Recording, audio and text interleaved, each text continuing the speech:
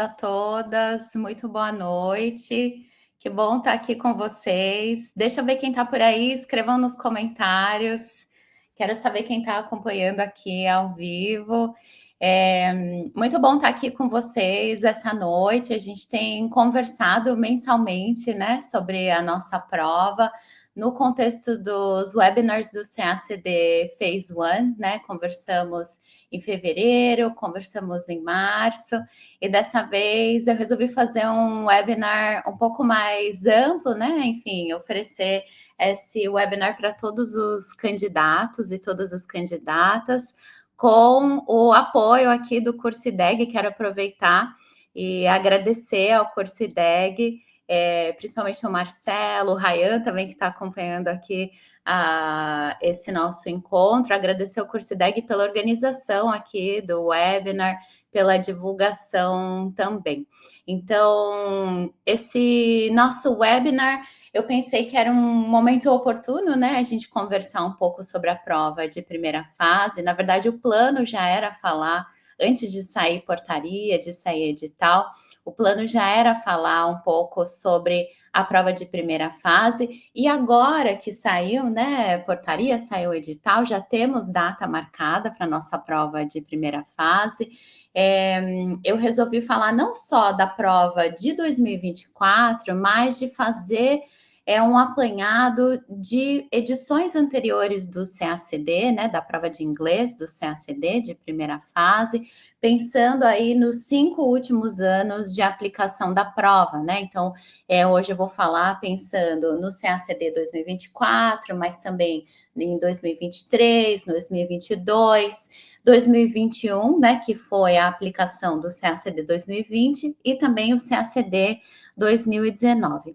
E eu resolvi fazer essa abordagem aqui nesse nosso encontro, porque sei que esse é o momento, né? De forma geral, o CACDista já faz esse movimento de visitar provas antigas, né, na preparação de uma forma geral, não só quando o edital está aberto, né, mas muitas vezes o que eu percebo é que quando o candidato faz esse acesso a provas antigas, normalmente ele está preocupado em treinar, né, ele quer resolver questões, saber quantas questões, quantos itens ele marcou de acordo com o gabarito, e ali somar a sua pontuação, né, quantos pontos líquidos conseguiu.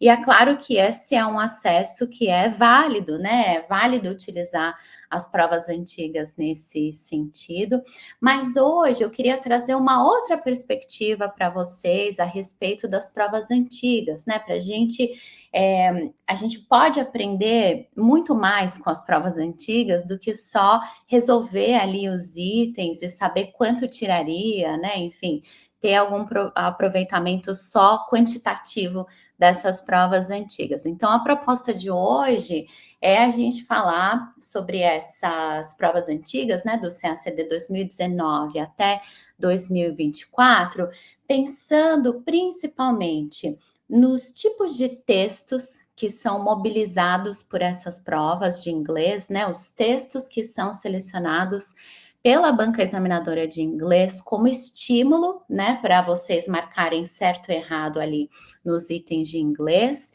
E também pensando nos itens, né? Quais são os itens, como funcionam esses itens de certo ou errado na nossa prova objetiva, né? Também vou falar um pouquinho sobre essa objetividade da nossa prova, mas a nossa prova dita objetiva de língua inglesa. Então, nesse nosso encontro de hoje, eu vou começar com uma breve introdução, né, falando um pouco sobre o histórico da prova de primeira fase de inglês do CACD, e ressaltando aqui o edital de 2025, o que a gente tem em termos de conteúdo programático para a prova de primeira fase. Depois, num segundo momento aqui da minha fala, eu vou começar a falar um pouco sobre os textos, né? Entre 2019 e 2024, quantos textos caem na nossa prova de inglês de primeira fase, qual a extensão desses textos e o que que isso significa para a preparação de vocês, né? Principalmente em termos de gestão de tempo de prova, né? Depois continuo falando de textos, mas pensando mais especificamente sobre a autenticidade desses textos, já vou problematizar isso daqui a pouquinho, e os conteúdos, né, sobre o que falam os textos que caem na nossa prova de inglês de primeira fase. Depois, numa quarta parte aqui da minha fala, vou começar a falar sobre os itens, né? O que que significa essa metodologia que é adotada, não só na prova de inglês, né, mas na prova de primeira fase do CACD, né? O que que é a metodologia certo e errado, quais são os problemas que essa metodologia traz para a gente, pensando especificamente aqui no inglês. E continuo falando depois um pouco dos itens, ressaltando para vocês a tipologia dos itens, né? Quais são os tipos de itens que caem normalmente na nossa prova de inglês de primeira fase. E aí eu fecho aqui essa minha fala de hoje, fazendo algumas recomendações em termos de estratégias de preparação, né? Algumas estratégias mais a curto prazo, né? Pensando já nesse certame que a gente está agora, né? Com o edital aberto, mas também pensando em estratégias mais a longo prazo, né? Pensando em candidatos que estão começando os estudos agora, então vou pensar aqui tanto no longo prazo quanto num prazo mais curto, né? Numa preparação mais focada nessa prova de julho agora. E depois eu vou abrir para a gente fazer um Q&A, né? Um momento de perguntas e respostas. Eu queria combinar com vocês algo que tem funcionado muito nos webinars do CACD Phase 1, né, para esse momento de perguntas e respostas. Eu vou pedir para vocês postarem as dúvidas que vocês tiverem só quando eu acabar a minha fala e eu falar, olha, podem postar as perguntas. Eu faço esse pedido e, como eu disse, né, tem funcionado bem no CACD Phase 1, porque muitas vezes, quando alguém está ouvindo a minha fala, por exemplo, eu estou apresentando o tópico 2 aqui, alguém tem alguma dúvida? Posta a dúvida ali no chat e dali a 10 minutos, conforme eu continuo a minha fala, essa dúvida já automaticamente foi eliminada, mas a dúvida continua no chat, né? E às vezes, quando eu vou retomar as dúvidas no chat, eu acabo retomando alguma coisa que está postado lá, mas já não é mais dúvida, né? Então, essa não é a forma mais eficiente da gente trabalhar aqui com as dúvidas. Então, vou pedir. Caso vocês tenham dúvidas ao longo da minha fala, segurem a dúvida aí, digitem já no bloco de notas, já deixem preparado, mas só postem essa dúvida quando eu abrir, porque aí eu já vou respondendo as dúvidas que realmente restaram aí no fim desse nosso bate-papo, tá? Então, vou começar por uma introdução, contando um pouquinho sobre o histórico, né, dessa nossa prova de inglês de primeira fase. Como vocês sabem, ou talvez imaginem, né, a língua inglesa não começou a ser avaliada no ingresso para a carreira de diplomata com o CACD, né? A língua inglesa é avaliada no acesso à carreira desde o século XIX. Mas é claro que o formato dessa avaliação foi mudando muito ao longo do tempo, até que a gente chegou no CACD, né? O CACD foi instituído em 1996, mas em 1996, eu não sei se vocês conseguem ver aqui, sim, acho que assim fica melhor. Em 1996, o teste de pré-seleção, né, do CACD, não tinha questões de língua inglesa, né? A língua inglesa era testada, mas não no TPS, né? Não nesse momento da primeira fase. Foi só em 1999 que a língua inglesa passou a ser testada na prova de primeira fase, né? Com os itens de resposta selecionada, né? Os itens objetivos, entre aspas, né? Vocês podem ver aqui, é uma parte da prova de inglês de 2019, da primeira fase. Vejam que texto curtinho, né? Só 5 linhas de texto, algumas questões a respeito desse texto, e a gente já percebe aqui algumas semelhanças com aquilo que ainda é praticado hoje, né? Em termos de avaliação de língua inglesa na primeira fase, né? Claro que há muitas diferenças também, né? Um texto curto, enunciados em língua portuguesa, mas a gente percebe algumas semelhanças, sim, né? Por exemplo, essa questão 12, na primeira frase, a expressão for all significa, né? Então, uma questão inteira aqui de competência lexical, né? Testando se o candidato, né, o aspirante à carreira, conhecia algo que se parecesse em termos de sentido com essa expressão fixa da língua inglesa, né? Algo que é semelhante, como a gente vai ver, ao construto que é testado hoje, né? Aquilo que é testado em termos de língua inglesa hoje. Mas percebam que em 99 a prova era de múltipla escolha, né? Era uma prova. A prova de primeira fase era uma prova de resposta selecionada, como é hoje, mas não de certo ou errado, sim de múltipla escolha. No edital de 2025, né, nesse primeiro item, estou falando um pouco sobre o histórico e falando um pouquinho sobre o que o edital fala que vai cair na nossa prova, né? A gente, quando está interessado em algum cargo público, a gente sempre olha o edital para ver o que vai cair na prova, né?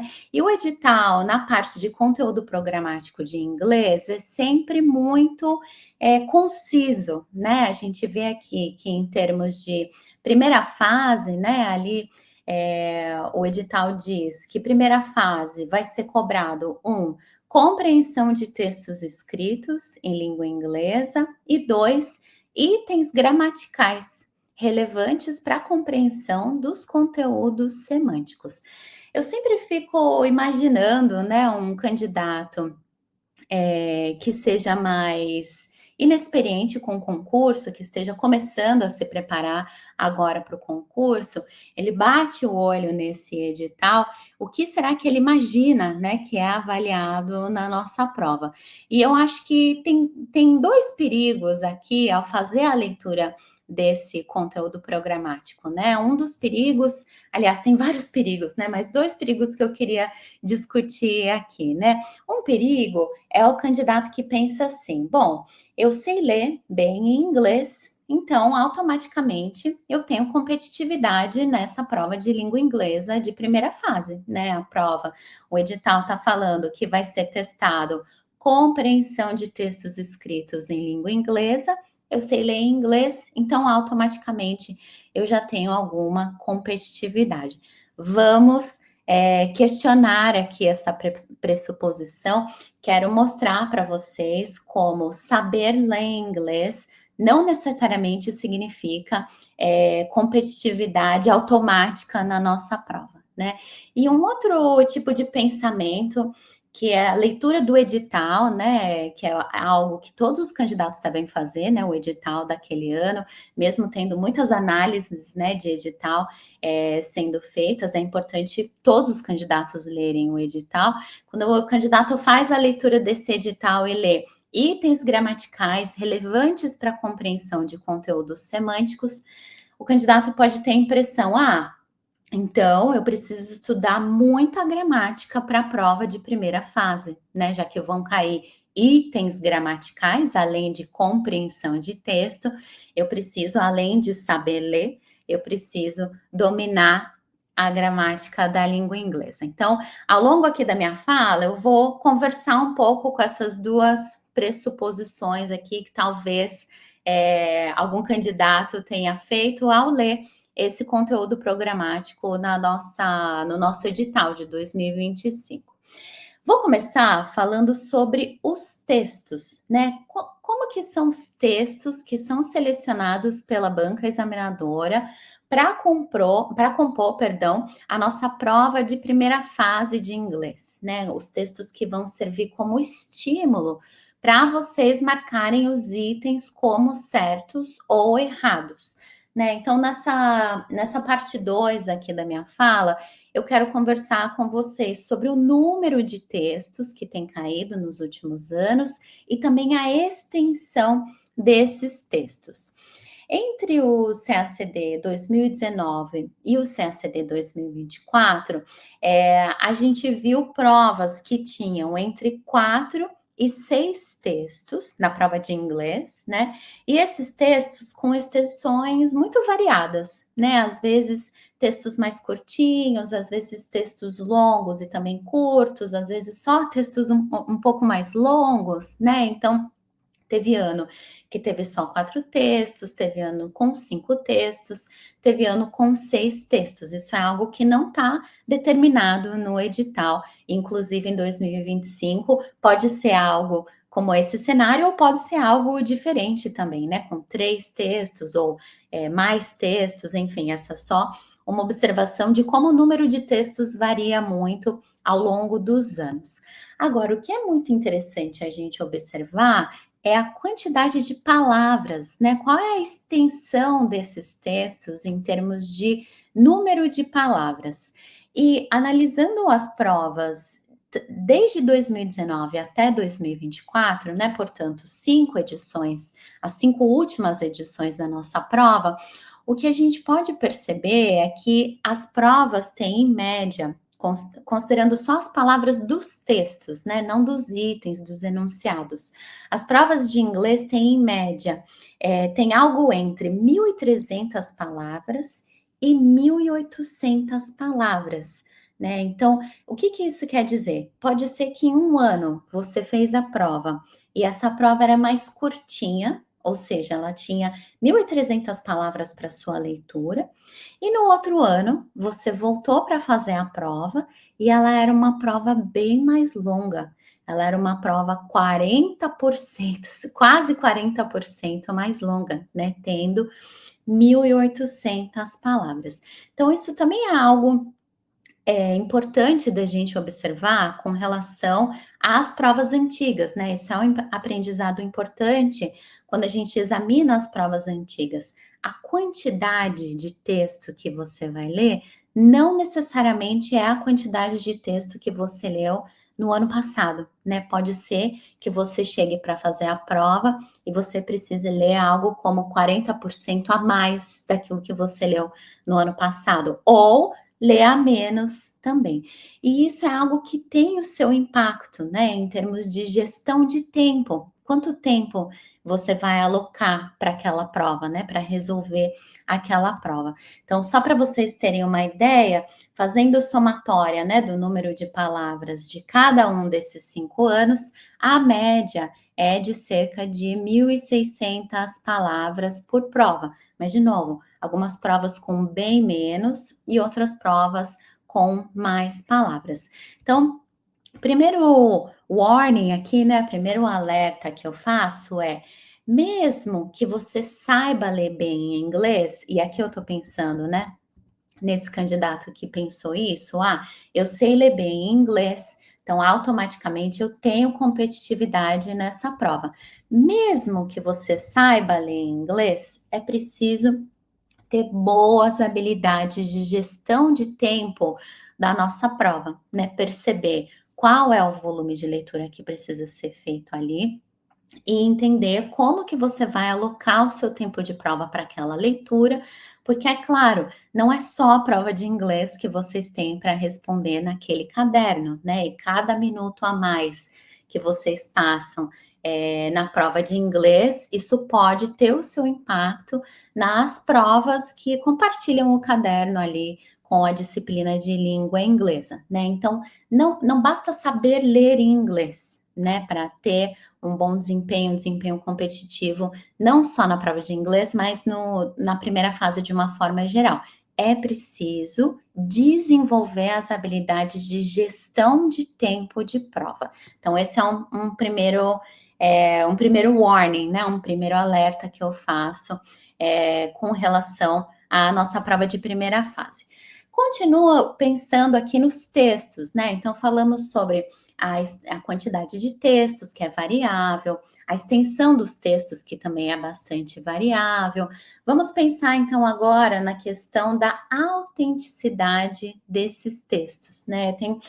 Muitas vezes os alunos falam que eu que precisa, né, desenvolver as habilidades de interpretação de texto, que ainda tem dificuldade, né, em fazer a leitura de um texto mais literário, ou ler um texto da The Economist, por exemplo. E é claro que desenvolver essas habilidades é muito importante, mas tem outros alunos que me contam: ah, não, eu já leio literatura muito bem, eu já faço uma leitura sem precisar ficar pausando no dicionário de textos mais técnicos ou textos mais acadêmicos.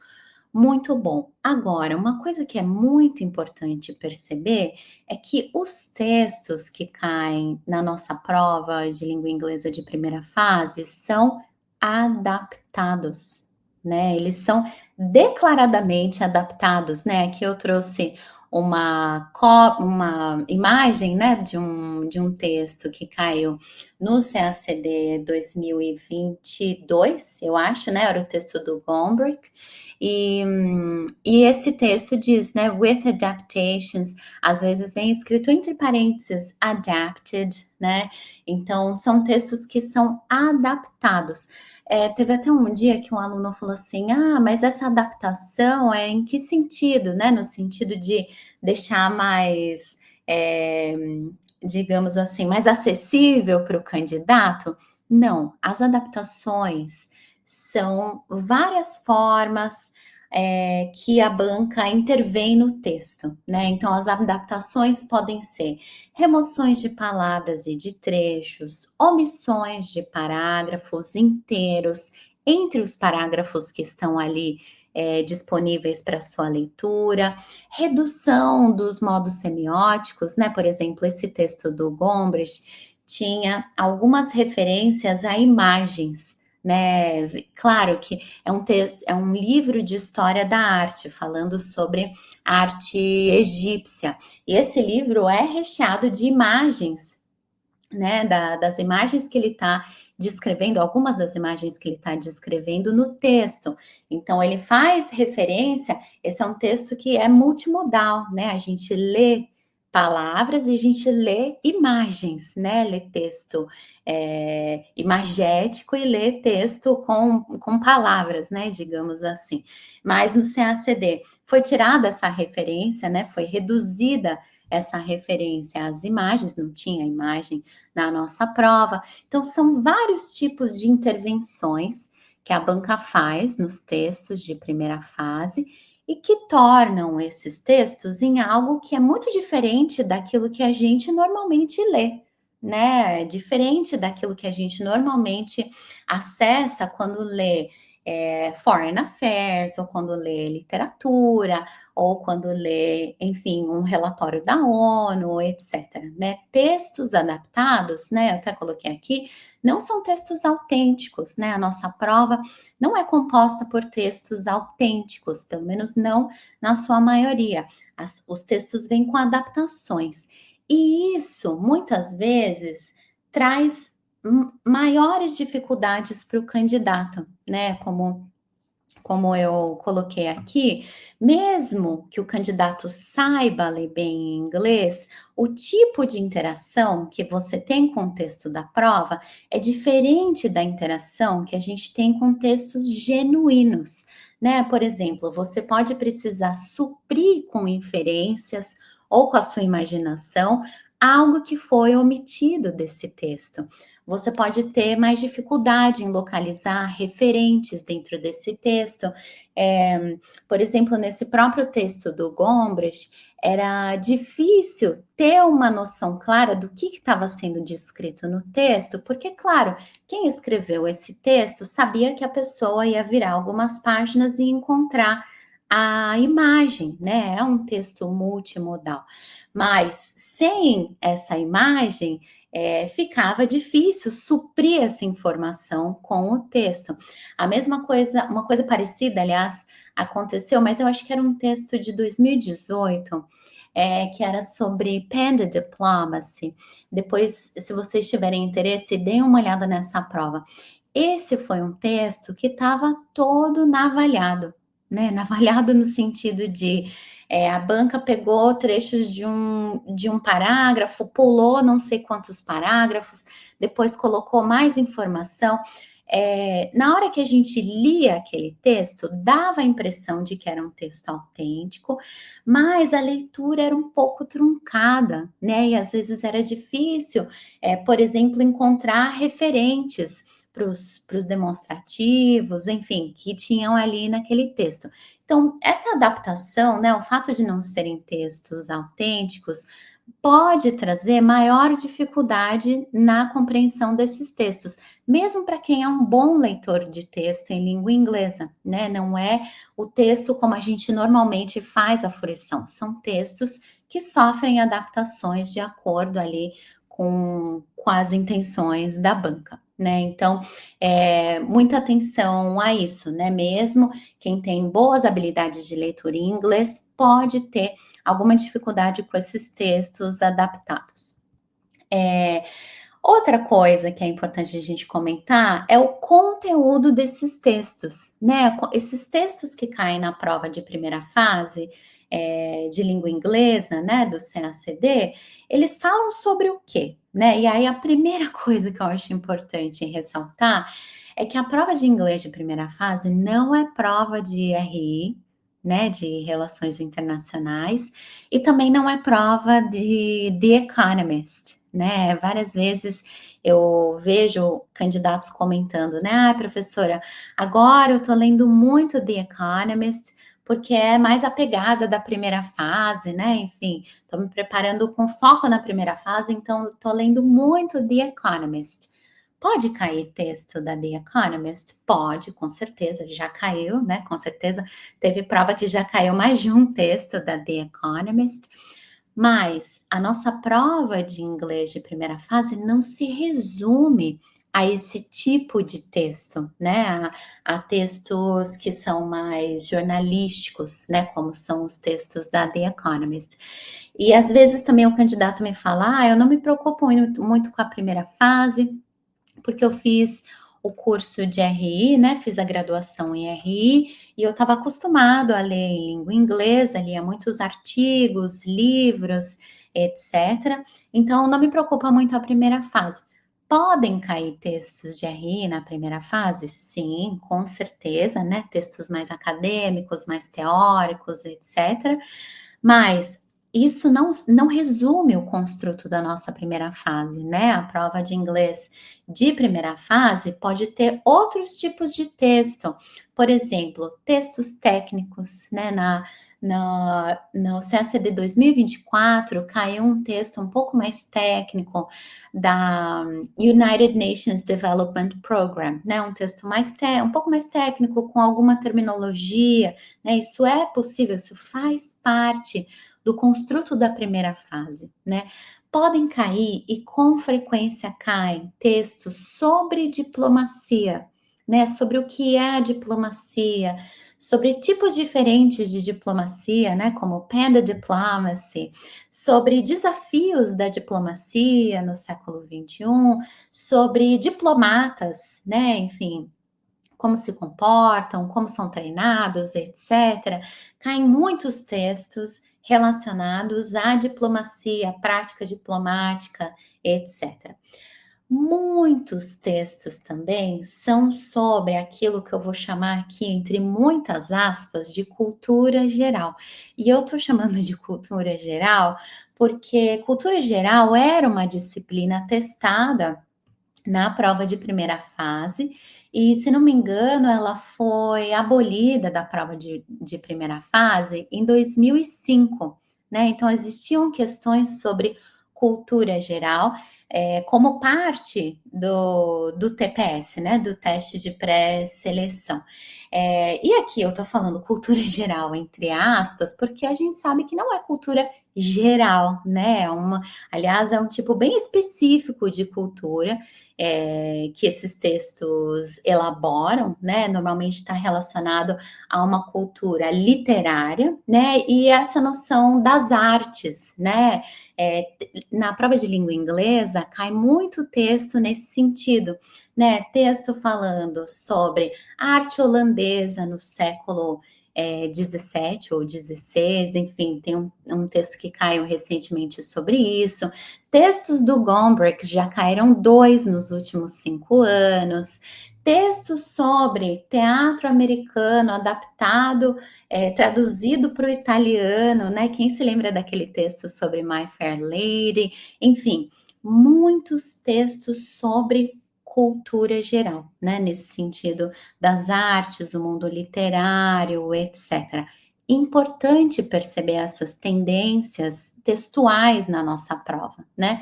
Textos literários também habitam a nossa prova de primeira fase, né? Aqui eu trouxe na imagem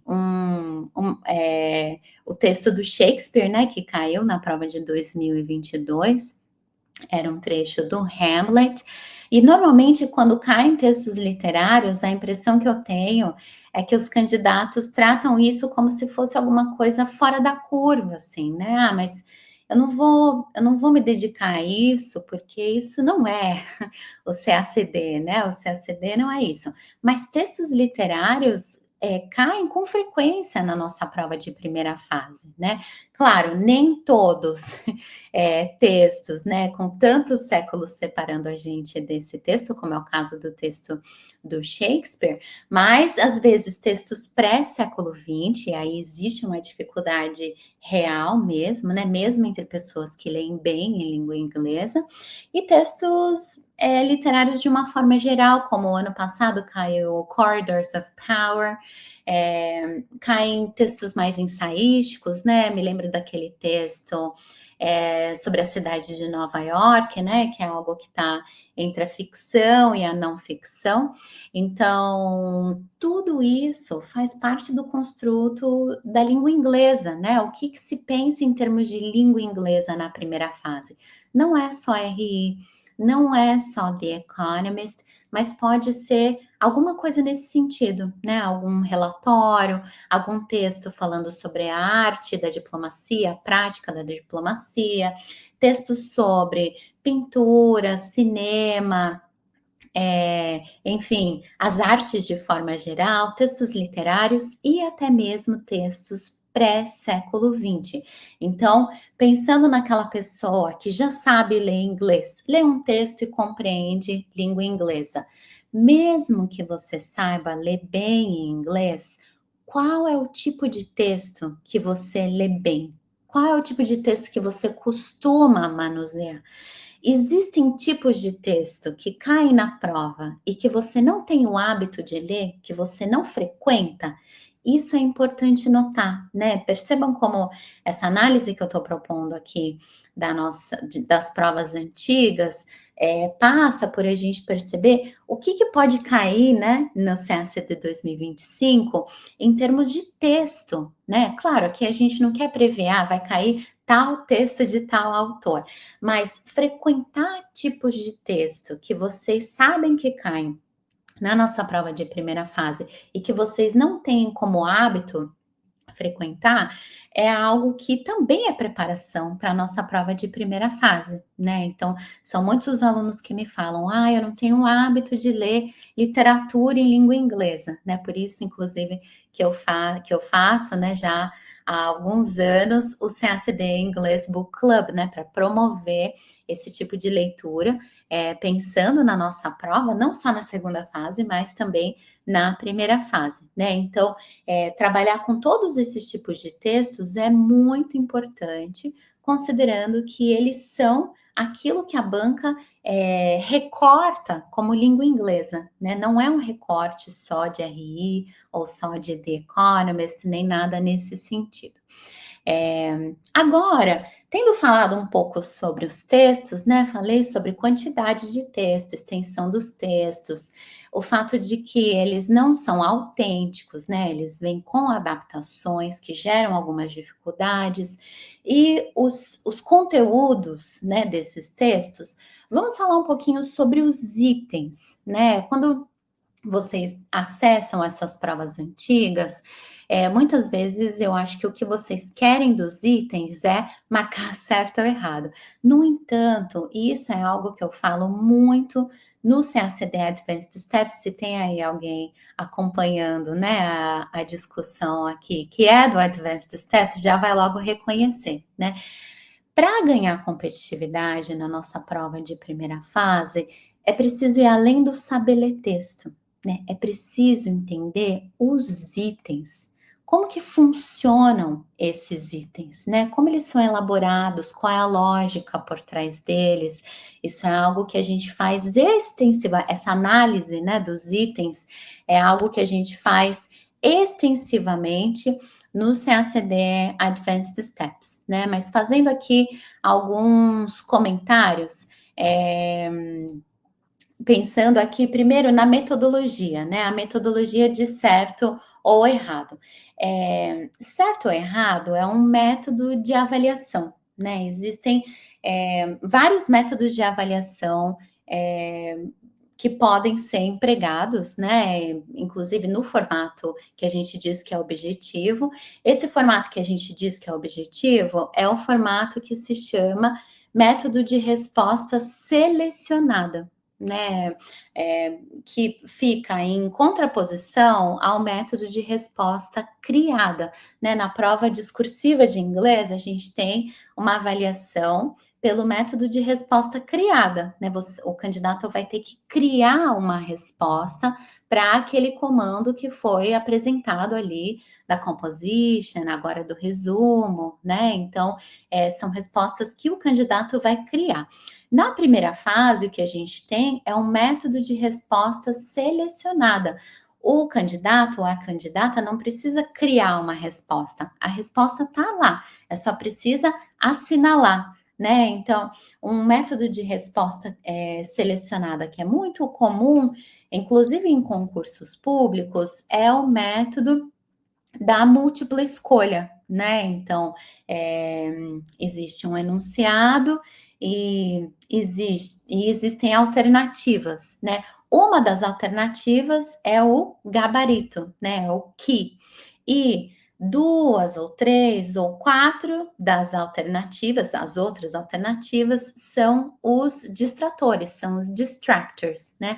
Isso na avaliação por resposta selecionada, nessa modalidade da múltipla escolha, que não é a modalidade que a gente tem hoje, né? A modalidade que a gente tem hoje é esse outro tipo de avaliação de resposta selecionada, que são os itens de certo ou errado, que também muito conhecidos como true or false, né? Então, nos itens de certo ou errado, a gente tem dentro do mesmo item o que, né? O gabarito e o distractor, né? E o distrator. Então, quando o item é certo, ele é o que, e quando ele é o distrator, ele está errado, né? Então, essa é uma outra forma de avaliar que é conhecida como objetiva, né? Já vou questionar um pouco essa questão da objetividade.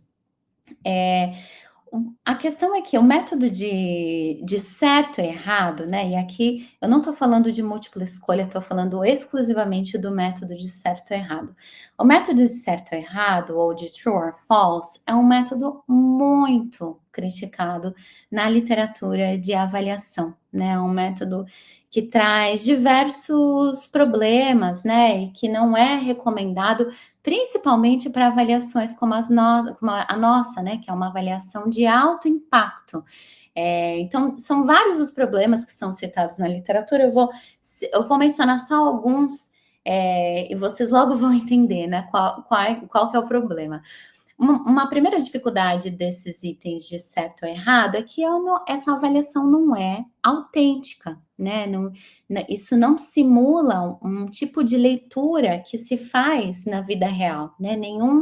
Nenhum diplomata pega um texto para ler para marcar certo ou errado, né? É isso que eu quero dizer. Ele não vai verificar se uma proposição sobre aquilo está certa ou errada com base naquela leitura, né? Não é um método autêntico de avaliação.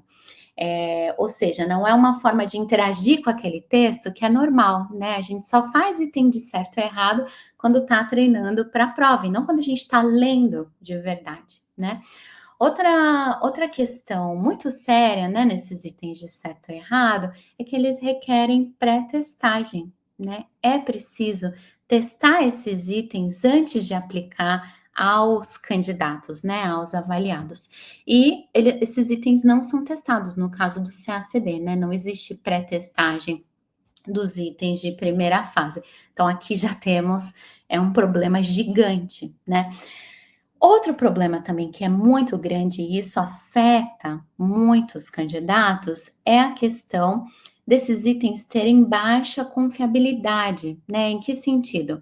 Um item de certo ou errado, ele, como eu disse, né? Ele é o gabarito e o distrator ao mesmo tempo. Então, o candidato tem 50% de chance de um acerto casual, né? Se ele chutar aquele item, ele tem 50% de chance de acertar, estatisticamente, né?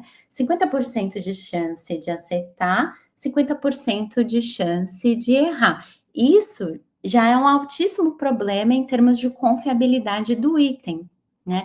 E aí, o que acontece na nossa prova especificamente? E isso é algo que é muito não recomendado pela literatura. A banca coloca uma penalização em cima dos itens que o candidato marca, que estão em discordância com o gabarito, né? Penalização, que até o ano passado era de 0,25 e que esse ano tá meio ponto, né? Então, aqui a gente tem um problema muito grande, né? Pensando no CACD especificamente, né? Essa questão de para controlar a confiabilidade do item, né, para diminuir essa chance de acertos casuais, a banca introduz uma penalização para os itens marcados em discordância com o gabarito.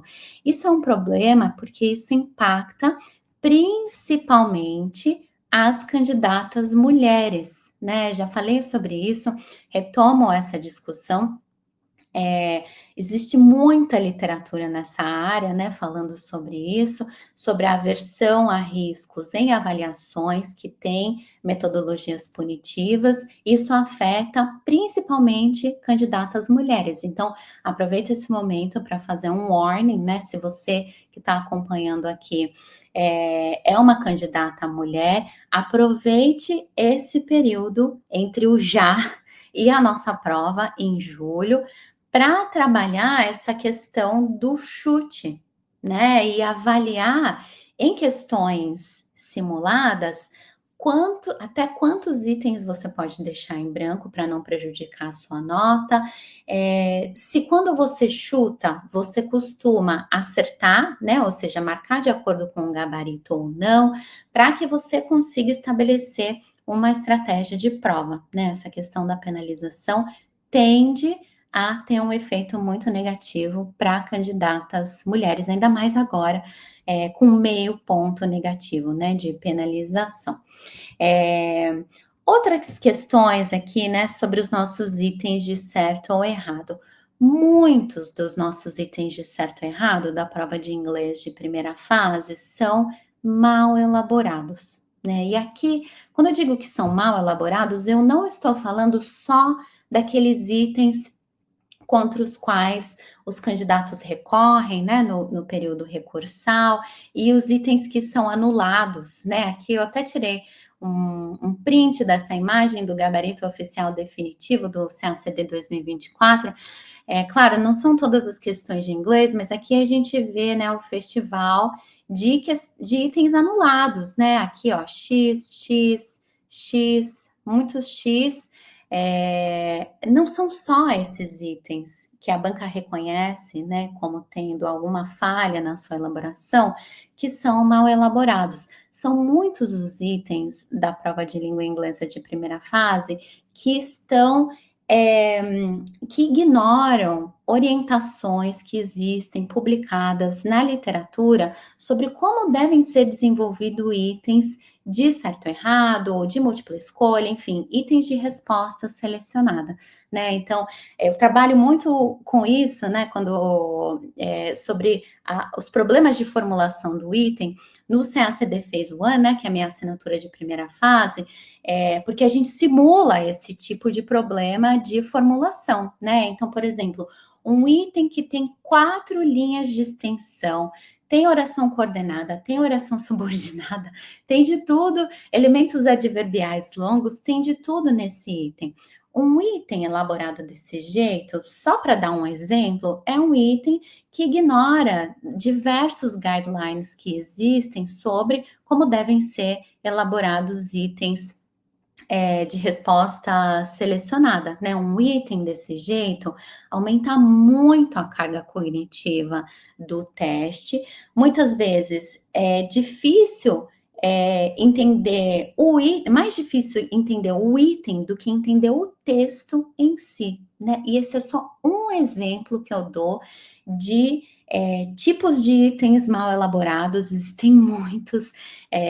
Isso é algo que é muito preocupante, né? E eu digo isso porque às vezes o aluno vem para mim e fala: Nossa, professora, eu tenho, sei lá, eu tenho o CPE de Cambridge, né? Ou seja, tenho um certificado de língua de nível C2, ou professora, fiz o IELTS e tirei Band 7,5 no Reading Paper e tal, e aí quando eu chego para fazer a prova de primeira fase do CACD, eu não consigo ter o mesmo nível de desempenho, né? Então eu acho que essa prova ela é mais difícil, ou ela tem um nível mais alto, ou ela é mais rigorosa.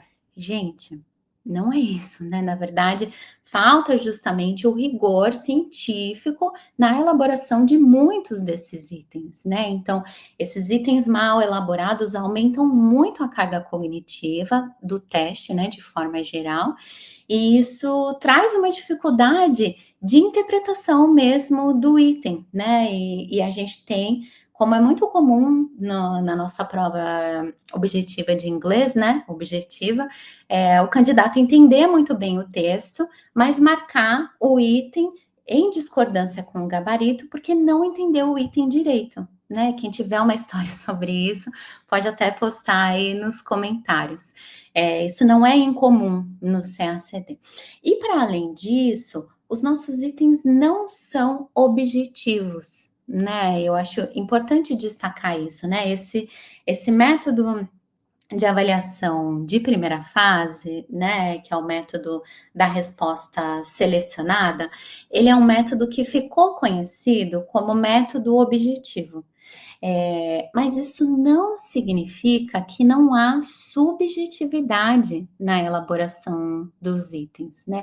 E é claro que tem subjetividade na elaboração dos itens. Se os itens fossem objetivos, eles não seriam passíveis de questionamento na época dos recursos, né? Eles não seriam passíveis de anulação, né? Como a gente vê aqui vários xizinhos, né? Os itens não são objetivos, eles são subjetivos dentro de um formato que se chama, né, formato objetivo, mas na verdade é a subjetividade da banca. O que a banca interpreta como uma leitura certa daquele texto, ou uma leitura errada daquele texto, como uma proposição de sinonímia que é certa, uma proposição de sinonímia nesses itens de vocabulário que é errada. Então, é importante quebrar esse mito, né, de que é objetivo. Não é objetivo, existe um alto nível de subjetividade e é importante para ganhar competitividade na nossa prova de primeira fase, entender como essa subjetividade cria as noções de certo e errado, né? Então, percebam como a gente tem um caso muito peculiar, né? A nossa prova de primeira fase não é comparável àquilo que você talvez já tenha feito em exames internacionais ou outras experiências, né, de avaliação. Ela tem características muito específicas, né? Então, se preparar para essa prova vai muito além de saber ler em inglês, né? Como eu coloquei aqui, mesmo que você saiba ler bem em inglês, uma coisa é ler um texto e entender esse texto.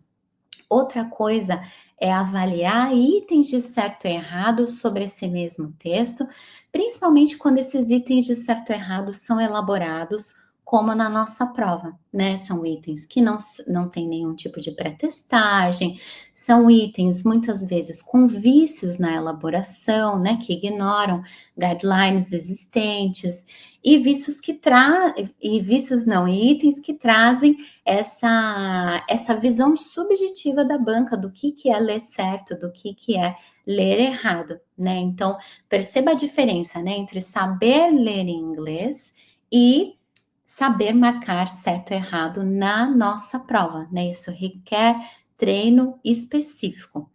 E falando sobre os tipos de item, né? A gente falou um pouco sobre como funciona essa metodologia do certo e errado, mas quais são os tipos de item que a gente enxerga, né? A gente pode ver nos últimos anos da nossa prova de primeira fase, né? A gente vê aqui, eu retomando aqui, né, os pensamentos dos candidatos. Então eu sei ler bem inglês, então automaticamente eu tenho competitividade nessa prova. E um outro candidato pensando, né? Bom, como vai cair itens gramaticais, eu preciso estudar gramática para a prova de primeira fase. Vamos pensar aqui quais são os tipos de itens que caem na primeira fase. Primeira coisa que é importante perceber é que todos os itens da primeira fase, independente do tipo de item, que eu já vou mostrar uma tipologia, são itens de interpretação de texto, né? Eu acho relevante enfatizar isso, porque às vezes o candidato marca um item de vocabulário pensando num sentido potencial que ele sabe que aquele vocábulo tem, e marca em discordância com o gabarito. Né? Por que isso está em discordância com o gabarito? Porque os itens de vocabulário também são itens de interpretação de texto, né? É preciso voltar no texto, encontrar aquela palavra ou aquela expressão que está sendo testada e entender o sentido que aquela palavra realiza naquele contexto e não num universo de sentidos potenciais, né? Vejo muitos candidatos tendo dificuldades em marcar itens que testam competência lexical, justamente por isso, né? Por não fazer esse retorno ao texto para entender como o contexto dá sentido para aquela palavra naquele universo textual, né? Então, todos os itens são de interpretação de texto, inclusive os itens de vocabulário. Mas então, se existem itens de vocabulário, que outros tipos de itens existem, né, na nossa primeira fase? A gente faz uma análise bem aprofundada da tipologia dos itens no CACD Advanced Steps. Aqui eu vou mencionar uma coisa bem resumida, né? Existem itens que testam macro reading skills, ou seja, habilidades de leitura num nível macro. São vários os tipos de itens que a gente tem na nossa prova que testam a habilidade de leitura desse jeito. Por exemplo, itens que testam se você consegue fazer inferências, itens que testam se você consegue identificar uma relação de causa e efeito, itens que testam se você consegue identificar uma comparação e se os termos da comparação são os mesmos que estão sendo feitos ali no item. Então, há uma diversidade de itens de macro reading skills. São esses que a gente bate o olho no item e fala, é um item de interpretação de texto. Todos são de interpretação de texto, mas esse é aquele mais prototípico, digamos assim, né? Mas para além desse tipo de item, também tem os itens que testam micro reading skills, ou seja, habilidades de interpretação de texto num nível micro, né? Microtextual. Então, são itens muito frequentes na nossa prova, testando o Micro Reading Skills, esses itens que pedem para você encontrar o referente de um possessivo, de um demonstrativo, alguma coisa nesse sentido, né? Veja, não são itens de gramática em si, porque a gente precisa voltar ao texto e entender se a referência de fato está sendo realizada naquele contexto, né? Existem itens que testam grammatical competence, com certeza, mas não tantos quantos a gente pode ser levado a imaginar quando a gente lê o edital, né? Então, essa pessoa que pensa, eu li ali no edital que vão cair itens de gramática, né, relacionadas aí a conteúdos semânticos, eu preciso estudar gramática, os itens de competência gramatical costumam ser bem pouco frequentes, né, proporcionalmente pensando aos outros tipos de itens, não ocorrem em grande quantidade na nossa prova de primeira fase. Mas ano passado a gente teve, né, tinha aquele item que afirmava que algo era um substantivo, não um adjetivo, alguma coisa assim, né, sobre classes gramaticais. Teve um item de vírgula, né, perguntando se poderia substituir uma vírgula ou não, colocar uma vírgula. Então, existem itens de competência gramatical? Sim, mas não são o grosso da nossa prova, né? Como o edital poderia dar a entender ao falar que vai cair interpretação de texto e itens de gramática, né? Muita atenção a isso. Agora, algo que não está mencionado no edital de uma forma explícita e que tem um grande peso na nossa prova de primeira fase são os itens de competência lexical, né? São esses itens que testam vocabulário, né? Que são muitos na nossa prova. Se não me engano, o CACD 2019, mais de 40% dos itens eram de competência lexical, né? Tudo se passa como se para ser um bom intérprete de texto em língua inglesa, você precisasse dominar aquele léxico que está sendo testado ali na prova, que com frequência são palavras de baixa frequência, né? Por isso que a gente faz esse trabalho tão detido nas palavras de baixa frequência na assinatura, né? CACD Phase 1. Além da gente resolver as questões objetivas simuladas, a gente também trabalha com vocabulário de baixa frequência, porque há muitos itens que testam competência lexical, historicamente, né? Vocês viram o TPS de 1999, já tinha esse tipo de item ali, né? E eles têm um peso importante na nossa prova de primeira fase, tá? Apesar de não estarem anunciados com clareza no nosso edital, né? Como eu mostrei ali para vocês.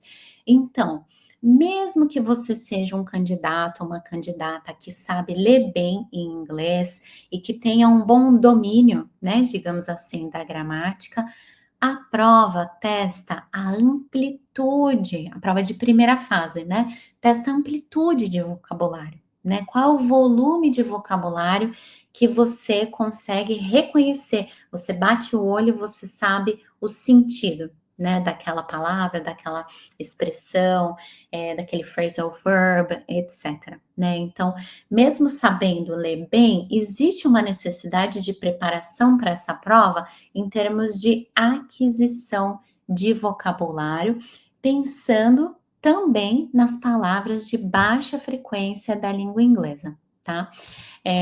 Vou passar então para as estratégias de preparação, né? A gente falou um pouquinho aqui sobre os textos que caem na nossa prova, os itens que caem na nossa prova, né? Como eles são elaborados, quais são as suas características e os seus problemas. Eu vou falar um pouquinho sobre estratégias, então. Vou ressaltar 6 estratégias de preparação.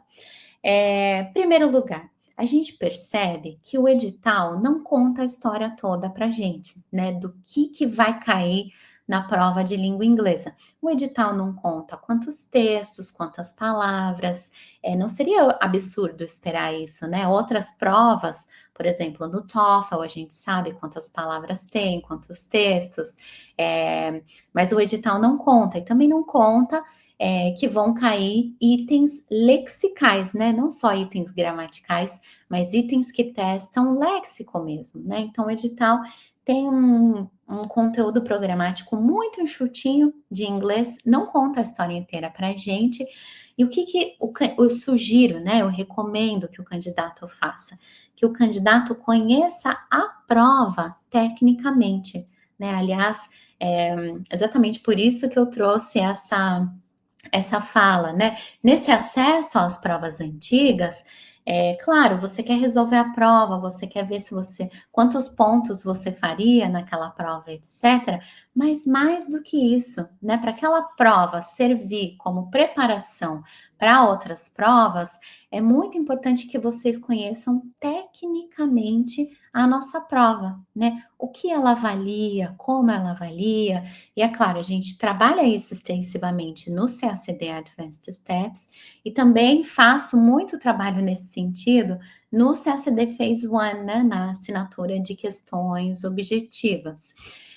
Uma outra estratégia muito recomendada aqui está relacionado ao fato a essa questão da fluência na leitura, né? Ler bem inglês não necessariamente significa ler rápido, né? Vários alunos comentam comigo: ah, professora, eu consigo ler os textos, mas acontece que eu levo muito tempo para conseguir interpretar, e não só os textos, né, mas também os itens, fazer essa interpretação da prova inteira, né, como um todo.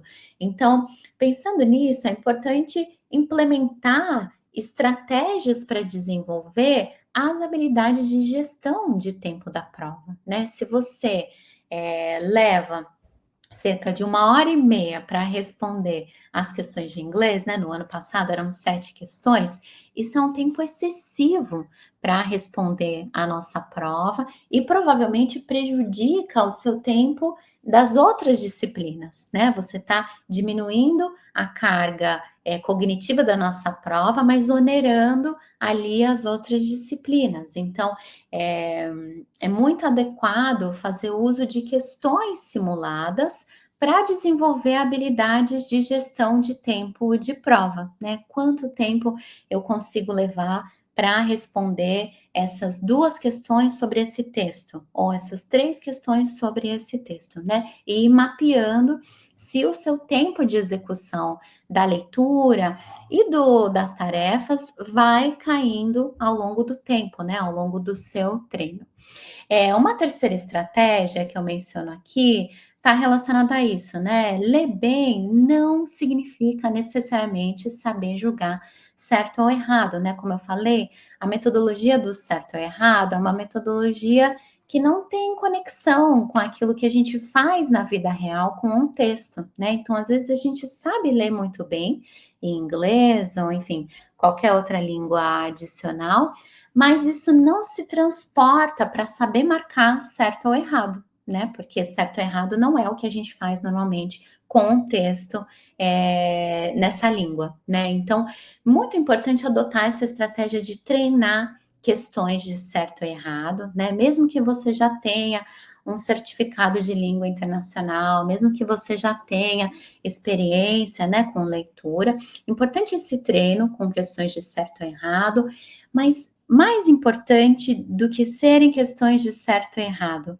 serem itens de certo e errado que têm os mesmos problemas de elaboração que a gente encontra na prova, né? Como eu falei aqui, alguns itens, né? Os itens na nossa prova de primeira fase são desenvolvidos com várias várias formas de ignorar aquilo que são as orientações sobre como desenvolver esses itens, né? É importante que ao treinar as questões simuladas, vocês treinem itens que tenham falhas parecidas, né? E que interpretem o texto da forma como a banca interpreta e elabora esses itens, né? Então, não é só sobre fazer exercícios de certo ou errado, né? Or true or false, que a gente pode encontrar muitos, né, na internet, mas resolver itens que de fato simulem aquilo que acontece na nossa prova, inclusive nesse sentido, né, dos itens que são mal elaborados, como eu dei o exemplo, né, itens excessivamente longos, né? Isso é um problema sério na nossa prova e a gente precisa simular para conseguir lidar com esse tipo de item na hora da prova. É, uma quarta estratégia está relacionada a isso, né? De que a nossa prova de primeira fase não é só sobre saber ler, né? Ela também é uma prova que testa competência lexical de uma forma bastante pesada, né? Então é muito recomendável que quem está enfocando a prova de primeira fase desenvolva, né? Tenha esse olhar cuidadoso para amplitude do léxico, ou seja, aquisição de mais itens de vocabulário, né, mais palavras, mais expressões, etc., pensando inclusive nos itens de baixa frequência, né, como eu disse, no CACD Phase 1, além da gente trabalhar com as questões objetivas simuladas desse jeitinho que a banca formula, né, com vários problemas de formulação, e eu sempre ressalto esses problemas, a gente também trabalha com vocabulário de baixa frequência, de uma forma sistematizada. Por quê? Porque eu entendo que trabalhar com esse tipo de vocabulário pode ser a diferença, ou para a interpretação de um texto que cai na prova, ou para um item mesmo de vocabulário no CACD 2025, num CACD vindouro, né, numa prova de primeira fase que pode acontecer e pode testar justamente esses itens de baixa frequência.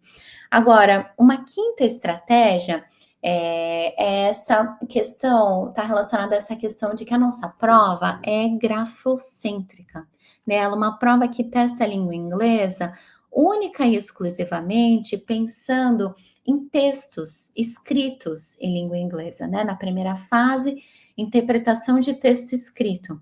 Na segunda fase, produção de texto escrito. Se essa é uma prova grafocêntrica, não tem como se preparar para essa prova sem consumir textos, né? Às vezes eu acho o candidato se preocupa muito em produzir texto, eu quero fazer produção de texto, correção individualizada, etc. Isso é importante, com certeza, mas consumir textos é igualmente importante, né? E isso vale não só para a primeira fase, mas pensando aqui especificamente na primeira fase. A estratégia é fazer extensive reading de textos que são parecidos com esses que a gente encontra em provas antigas, né? Como eu destaquei aqui.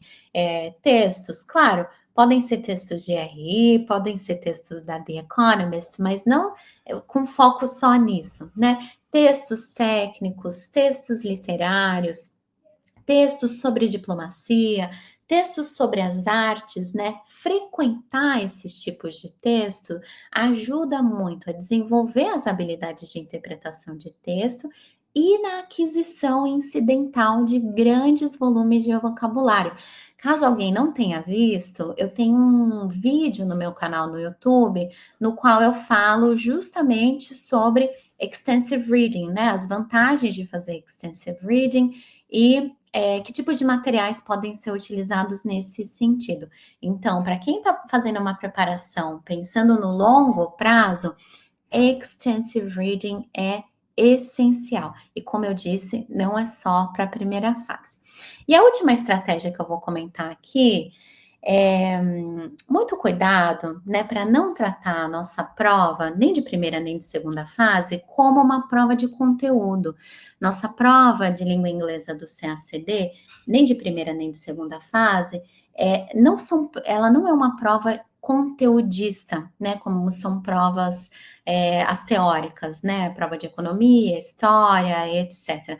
Nossa prova é uma prova que testa e mensura habilidades e competências, né? Para a gente conseguir desenvolver habilidades e competências, que é o que vai ser mensurado na prova, é preciso ter muita exposição, muita atividade, né? Então, não basta você comprar um curso que tem 10 horas de vídeo, assistir 10 horas de vídeo, né? Isso não gera atividade, né? Não gera desenvolvimento daquilo que é testado na prova, né? Então, quando a gente está falando da preparação para uma prova que testa habilidades, é importante fazer atividade. E aqui, em termos de atividade, quando eu falo atividade, às vezes o aluno pensa, atividade eu estou fazendo, eu estou resolvendo muitas questões, né, de primeira fase. Questão é um tipo de atividade, né? Mas como eu costumo brincar com os alunos, né?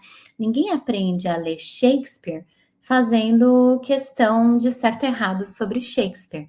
Claro, as questões de certo e errado sobre Shakespeare ou qualquer outro tipo de texto são importantes na preparação para a nossa prova? Sim, mas para desenvolver as habilidades que são testadas na nossa prova, é preciso ir além dessa leitura intensiva, né? E fazer leituras extensivas, como eu até mencionei na estratégia anterior. Bom, gente, essa era a minha fala por hoje. Eu vou abrir agora para um Q&A. Se alguém quiser postar alguma dúvida, eu estou de olho aqui nos comentários, mas também já deixo aqui o nosso site, né, o cacdinglês.com. Se vocês quiserem entrar em contato comigo com dúvidas, enfim, dúvidas sobre preparação para a língua inglesa, sobre estratégias de estudo, etc. Vocês podem entrar em contato comigo lá pelo site, no botão Fale Conosco, né, se não for aluno ainda. Se for aluno, pode entrar em contato via botão Dúvidas. E também vocês conseguem entrar em contato com a gente pelo Instagram, né? Pela nossa página CACD Inglês, tá? A Beatriz colocou, obrigada pelas dicas, que bom que você gostou, Beatriz, ficou muito feliz. Qualquer dúvida que vocês tiverem, podem entrar em contato mesmo. Acho que ninguém postou dúvidas aqui agora nos comentários, não postou, mas eu imagino que as dúvidas vão surgindo, né, ao longo das próximas semanas de estudo mais intensivo. Então pensem muito nisso, né? É preciso pensar a preparação para o CACD, tanto de uma forma mais extensiva, pensando nas atividades de extensive reading, etc., quanto através das questões, e é preciso pensar nessa questão mais técnica do CACD, né, que é muito diferente de outras experiências que vocês podem ter tido com avaliações de línguas de uma forma geral, tá?